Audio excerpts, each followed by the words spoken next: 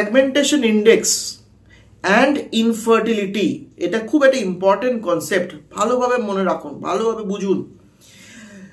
1 বছর হয়ে গেছে, প্রেগনেন্সি আসছে না। মহিলাদের রিপোর্ট নর্মাল, মানে ফিমেল পার্টনার রিপোর্ট নর্মাল, পুরুষ মানুষদেরও রিপোর্ট নর্মাল, মানে মেল পার্টনারের সব রিপোর্ট নর্মাল।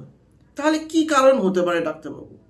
তখন দেখা যায় যে যে পুরুষ মানুষের যেটা স্পার্মেটোজোয়া বা স্পার্ম থাকে, তার মাথা থাকে, মাথাটাই সর্বস্ব, এবং সেখানেই থাকে জেনেটিক মেটেরিয়াল, যেখান থেকে পুরুষ মানুষ তার ওই জেনেটিক মেটেরিয়ালগুলো তার প্রোজেনি বা তার নেক্সট জেনারেশনকে ট্রান্সমিট করে আফটার ফার্টিলাইজেশন।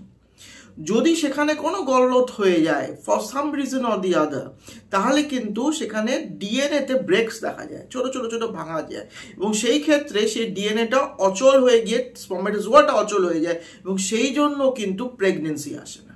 সেই ক্ষেত্রে ডিএনএ ফ্র্যাগমেন্টেশন ইন্ডেক্স খুব জরুরি দেখা।